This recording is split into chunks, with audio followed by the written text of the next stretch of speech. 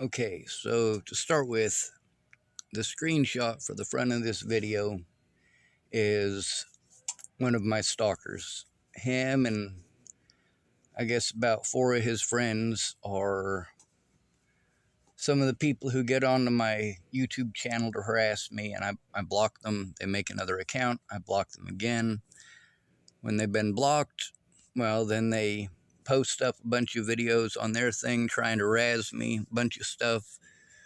For example, one of the videos that they made is them pretending that I was putting Natalie Bollinger in the back of a moving van and just all sorts of creepy stuff like that. So the reason that his face is up there is because that was literally just, let me see how long ago it says it is now. It said it was 18 minutes ago. Yeah. So what we're going to do here, for starters, this situation is from 1/24/24. This is literally several years after they realized that Natalie Bollinger was not a figment of my imagination. They also were aware that the abuse and the assaults were not a figment of my imagination. That goes for the people at CARE, that goes for the police, that goes for the sheriff's department, that goes for all of these different agencies that I was sent around in circles to. Now, this video in specific is on the situation because it is after midnight. I waited specifically until after midnight so that I could honestly say, let's see if we can find this feller's name on here. Oh, other side. Nope, wrong one. Sorry about that. The guy's name is Sean, something that starts with an H. I'll find that in a minute. So the video is specifically on the phone call with him, the fact that he was supposed to give me a phone call back yesterday. And we're also going to talk about the conversation that he and I had, as well as the conversation with the lady prior to that. So this one right here is from 1/24/24. So one of my predators in this town is Officer David Martinez. David Martinez has repeatedly gone out of his way to intimidate me, harass me, and to intimidate me.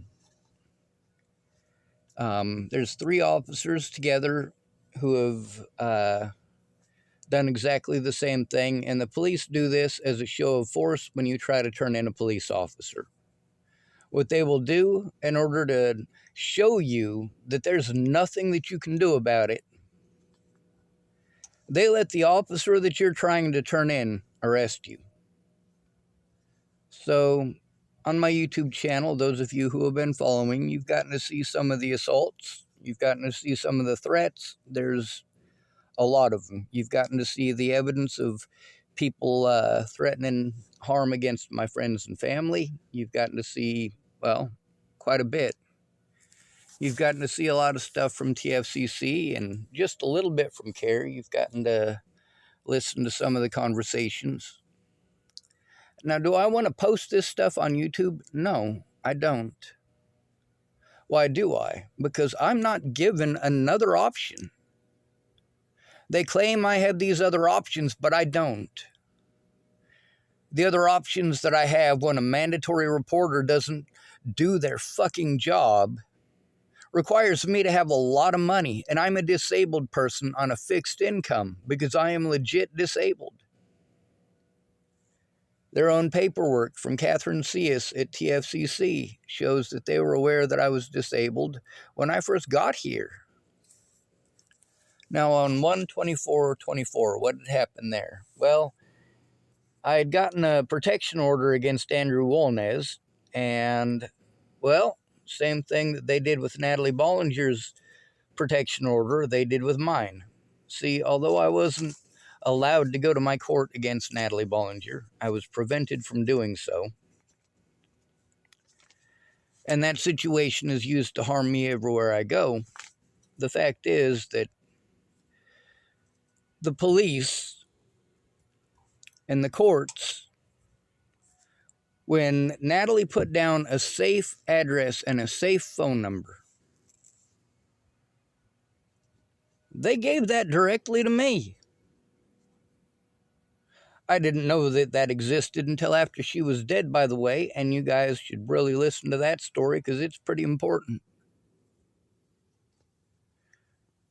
You know, when you want to assume that somebody is a stalker and as a police officer refuse to do your job, go out of your way to lie to the person. I'm having to rely on mental health services who are telling me that they're not attorneys. I know you're not attorneys. But you need to know that the victim is telling the truth. Otherwise, you just don't do your jobs. What are some of the things that we've gotten to hear from these folks when they just simply don't want to do their jobs? Oh, it's in the past. Well, first of all, it's not in the past. It's continuing, which means that the past abuses do have a bearing on my current situation and my current frame of mind. I have post-traumatic stress disorder, not just from the abuse, but from the negligence of the people that we're supposed to go to for help, the people that we are supposed to have as our quote-unquote trusted adults. And we've gotten to show that there's evidence that none of these trusted adults can be trusted to do their job as a mandatory reporter. See, therein lies a very major problem. See, I'd like to have addressed this with Sean today. Now, when I say Sean, I'm obviously talking about the Sean who is now the interim director at TFCC. And I had to try to turn in some of his, well, I guess he's basically the boss, so it would be his employees. So we're going to read this because this takes us back to Mr. Martinez and what they did repeatedly, which is when I had to call in abuse, and I also had to try to turn in the fact that police officers were sending me around in circles, not doing their jobs, and all the places that they were sending me to were telling me things like, I'm not an investigator, or it's not my job to collect evidence. You are absolutely correct about that. But because of abuse, especially by law enforcement, against vulnerable adults in this country, that is the reason that we have, number one, mandatory reporter laws, and number two, so many different people that are mandatory reporters. Now, if your abusers are the police, then it is not okay to send the victim back to that police officer himself. It is not okay for that police officer to be allowed to repeatedly antagonize the victim, which the first improper use of 911 call, I was arrested by Lynn Lothman, who I was trying to turn in. The second time that they arrested me for improper use of 911, well, the guy who arrested me was David Martinez, who I was trying to turn in. And let's look at this situation right here because this is important.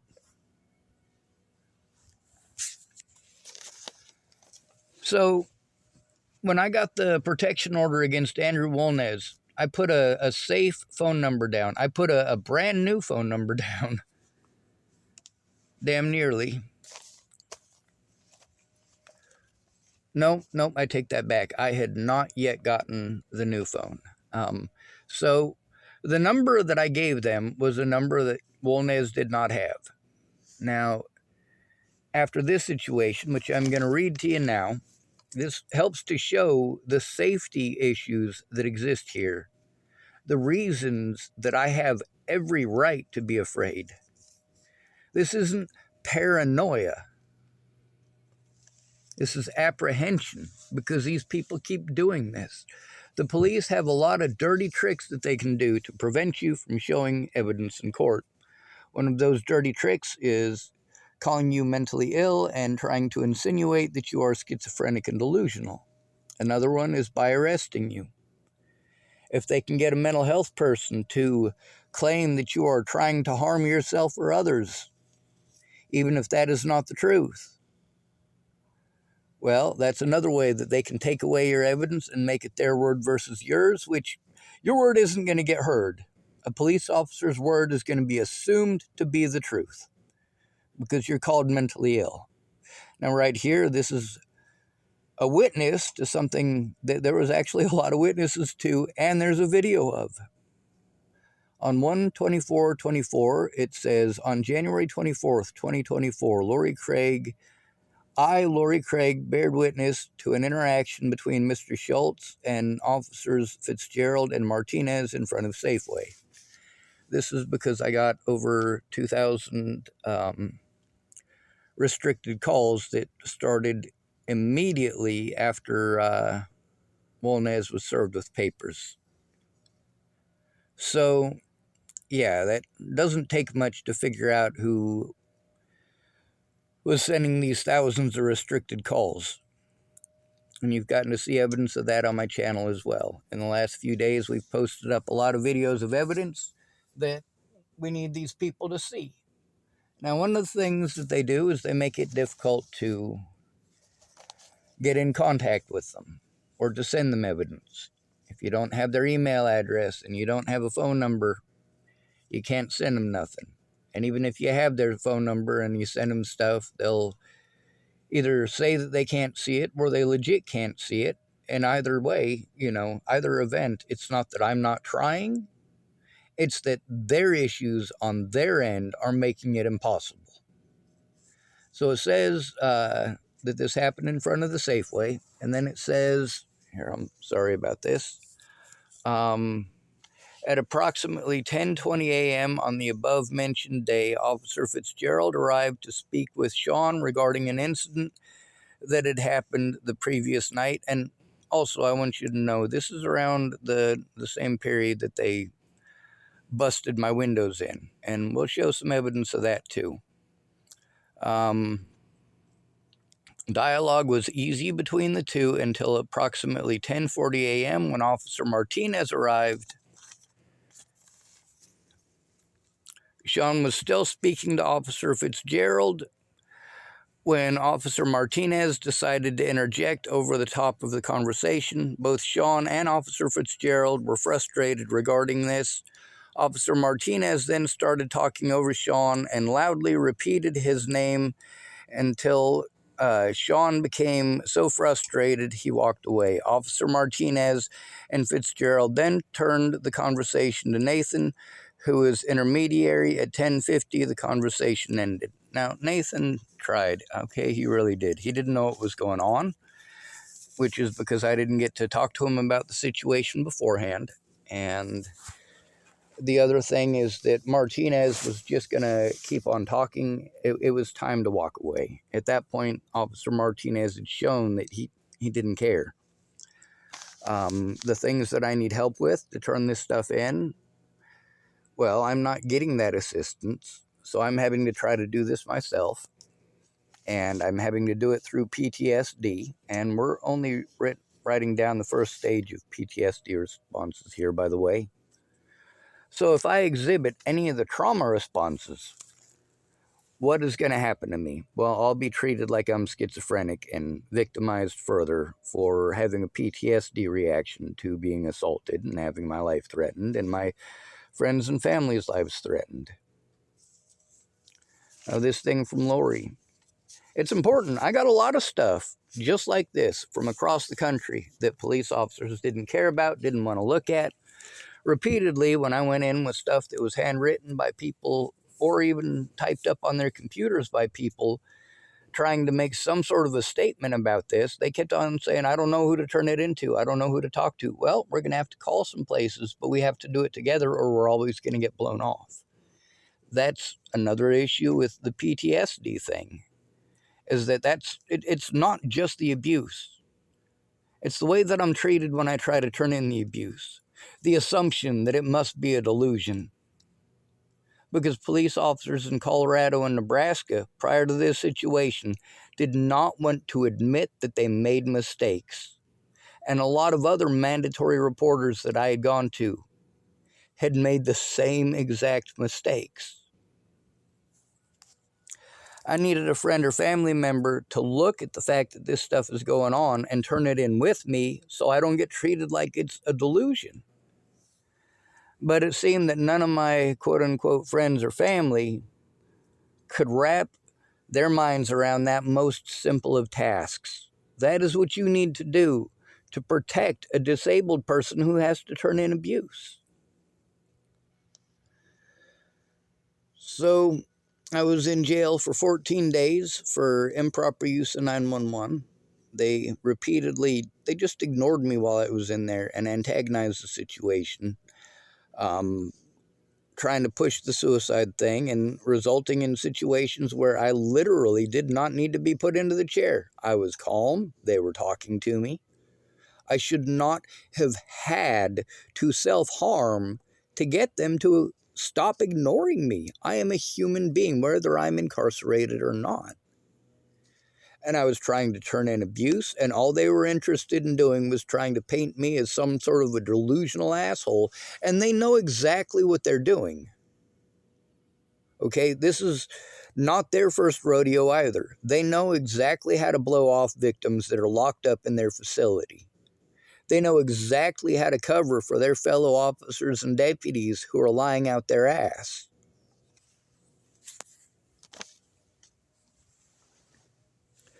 Now, this abuse, regardless of who it is that is committing this abuse against a disabled person, it is still against the law, and it is still required for a mandatory reporter to turn it in.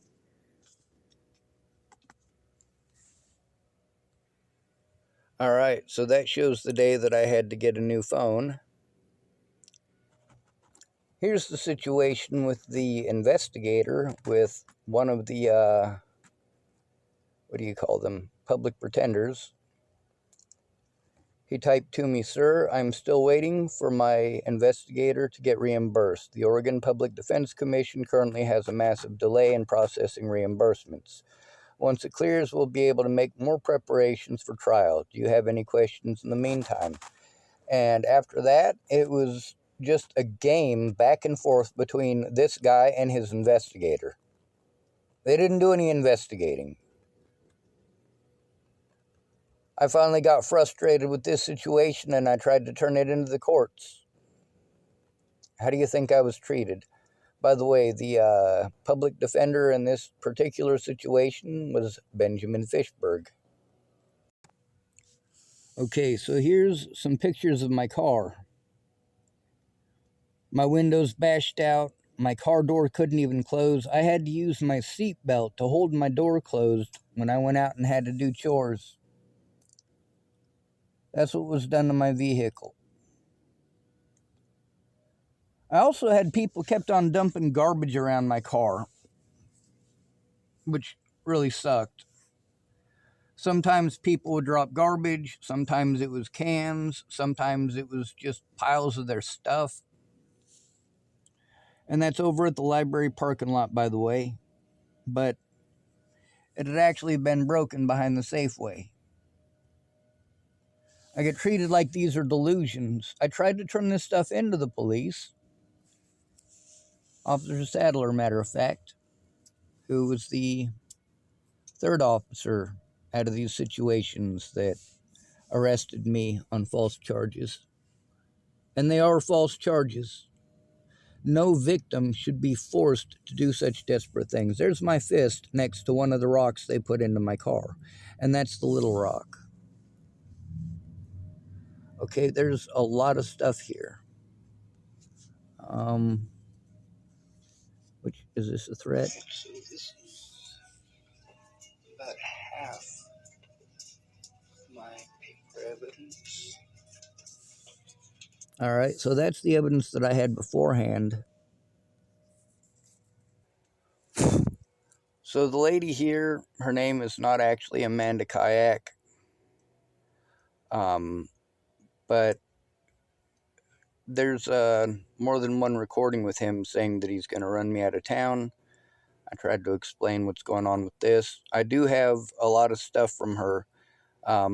So this is a forward from my other phone that I forwarded to her, and also that I forwarded to myself. She had sent me this message that says, "What the fuck? I never held a gun to his head. If I did, he wouldn't have been around to tell anyone about it. Promise. And I don't have chlamydia either. Never have.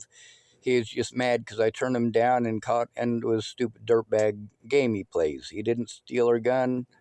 Or he did steal her gun and won't give it back. He stole all the bullets from my guns as well, and had a tracker thing installed in my phone. And by the way, the tracker thing isn't installed in your phone. It's already in your phone. It's under the child settings. And for somebody like me, I wouldn't be able to do that unless I did it on accident, because I have no clue what's going on. Chris Stafford, on the other hand, yeah, there's certain people you don't want to hand your phone to if it's unlocked. It also says, well, there's a lot more to it, but in this, she also types, be careful. He talked about wanting to hurt you because all you do is, hold on, let me see what the next one is. God, I hate doing this. All you do is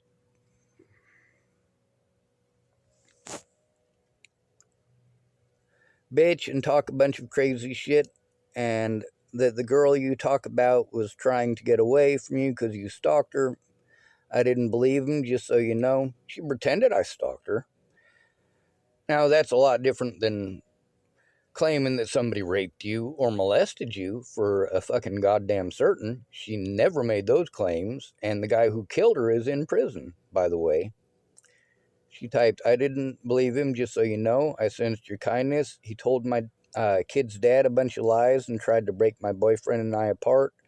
Kept the key to my motel room so he could sneak in while I was dying sick and asleep to creep on me. He is scary as fuck, and any girl who he preys on needs to be careful. Thank you for reaching out to me about, and so on and so forth. Now, Chris Stafford was later busted with illegal firearms. She wrote, praise he needs to be careful. Thank you for reaching out to me and letting me know. If you still hang in the parking lot there, I will stop in. I hope you are doing okay. And if there's anything I can do to help you, or if you need anything, please let me know. I let her know I forward this from my other phone. I need to get a protection order against Chris. I also sent Claire evidence that shows that from a mental health professional that I am not schizophrenic or delusional, as well as a message that Andrew Walnez's daughter, who is in contact with me and trying to help stop the abuse, had sent me. Later on, her phone number had been changed, and some guy with the guy was cursing at me in Spanish. Don't know who he is, but, you know, he typed real nice to his daughter. That's nice. This one right here is actually from his daughter. And I typed to her, he won't fucking stop. And she typed to me, he will never stop. That's the bad thing about Andrew.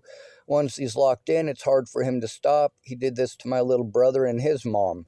His mom's also getting a restraining order against him, along with other of the moms, including mine. He called my mom after hearing about us talking and cussed her out. And I did try to inform the police of that as well. Here's another one of those handwritten notes. On Friday, February 16th at 5:52 p.m., I witnessed Andrew Wolnez ride by Townsend Hall Senior Citizen Center and yell out, "Ha," towards Mr. Schwartz. Sean was across the street speaking with me when this incident happened. My name is Caitlin M. Thompson. My phone number, and by the way, that phone number doesn't work. It was the wrong one. So, you know, there's all of these situations where there's actual evidence of this, you know, but then we need to focus next on the evidence that was sent to TFCC, which we've already done through these videos over and over and over again. It shows that TFCC and the care staff were aware that what I was saying about Natalie Bollinger were not schizophrenic delusions, but they continued to play that off in their paperwork. So let's go over what mandatory reporters do when they don't want to do their job. they talk you in circles. Now, how do they do this? Well, first of all, when you try to turn in your predator and they want to tell you about what a nice guy he is or so on and so forth, yeah, no, that's not okay. Your interaction with that person may be completely different from the interactions of the victim. For example, Doug Cowden, he went to prison and died in prison for molesting his stepdaughter. He never molested me. Does that mean that he didn't molest his stepdaughter? So, let's continue on. This guy's name is Sean, same as mine, and I did tell him about the abuse, but also nobody's going to investigate if he calls this place up and says, oh, this guy believes that this is happening. So that's the situation. It has to be credible. So they try to claim that it's not credible by pulling this mentally ill crap and refusing to look at evidence.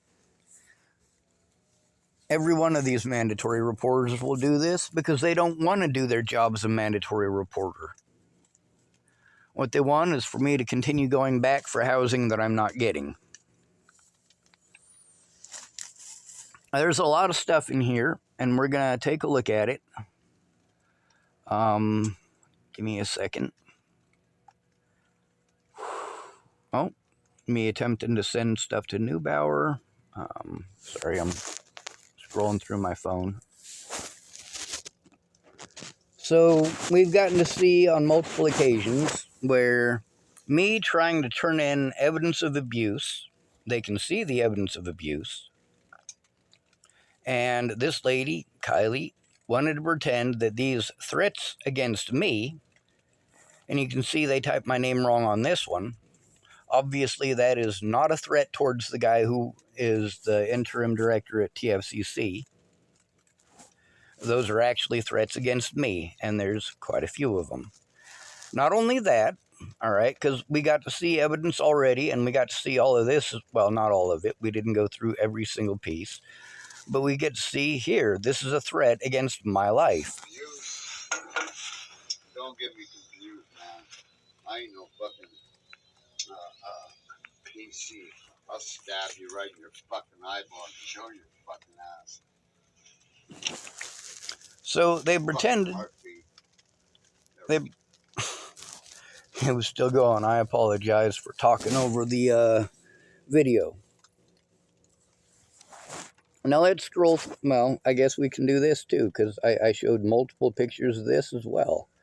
I mean, restricted call after restricted call. Oh, come on, focus in.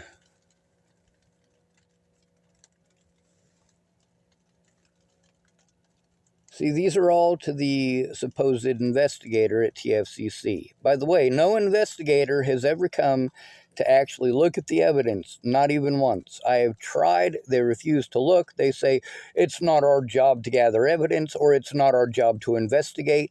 Well, it is your job to take these accusations seriously, especially if the victim is telling you that they have evidence right there.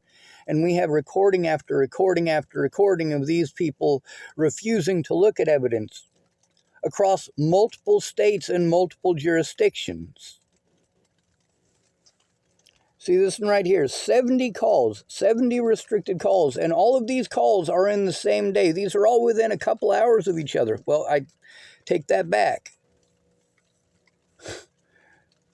Well, yeah, a couple of hours of each other, I guess, because this one down here at the bottom was at 4 something, and most of the rest of them are after 6 o'clock. So what does this have to do with this new interim guy? Well, like I said, one of the things that they do is they'll say that it's not their job, it's somebody else's job. They try to convince you that it's not their job to do their job as a mandatory reporter.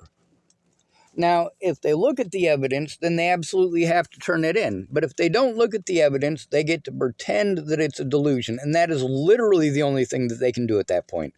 They have to pretend that these are delusions, and they have to try to keep it out of court. Otherwise, they get in a bunch of trouble because they didn't do their jobs. Now, this stuff isn't nice. This stuff is definitely the stuff that's been being sent to me. And of course, these are supposedly delusions. They also claimed that, oh, here's some more of that stuff.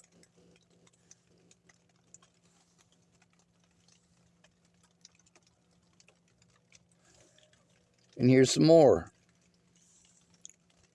So, of course, we made the call to that feller, and he said he was going to call yesterday. He did not call yesterday.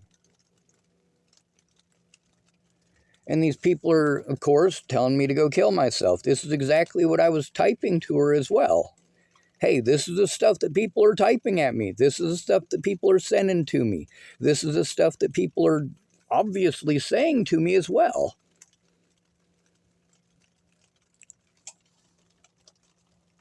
Now let's also get to the fact that they wanted to continue to pretend that all of these were delusions. This is from, I want to say, 2021 or very end of 2021, I think. My sister is talking about how after we went to try to, well, we were trying to turn in the cops, but they weren't having none of that. So we had to try to work on a situation where one of my predators was trying to get a protection order. She worked for the sheriff's department and was going out of her way to try to work it so that she could have court without me even there. My sister typed, I was followed by cops, then had some guy threaten me that if I don't walk away now, me and Destiny are going to get hurt or even killed. So yeah, this has been going on for a while. And then let's scroll down further. We got a bunch of this stuff, by the way. We got Christian Alexander threatening to kill youngins. That's how the situation started with him in specific. There's a lot of stuff with Christian. And the racist with the bullhorn. That's them youngins. And Andrew Wolnez breaking the protection order over and over and over again. Like, even after the fact, continued to do so. How about this one? This one's pleasant.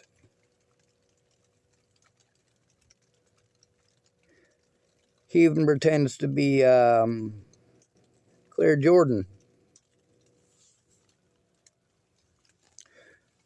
Now, I do have to... Oh, also, here's the evidence that I've been through this before. And here is the evidence, some of the evidence, that shows that I am not schizophrenic or delusional. And yet they continued to play that. All of these are stall tactics. So, with them continually doing this situation where they're going to call somebody who's going to find out who to call. I mean, this is a seriously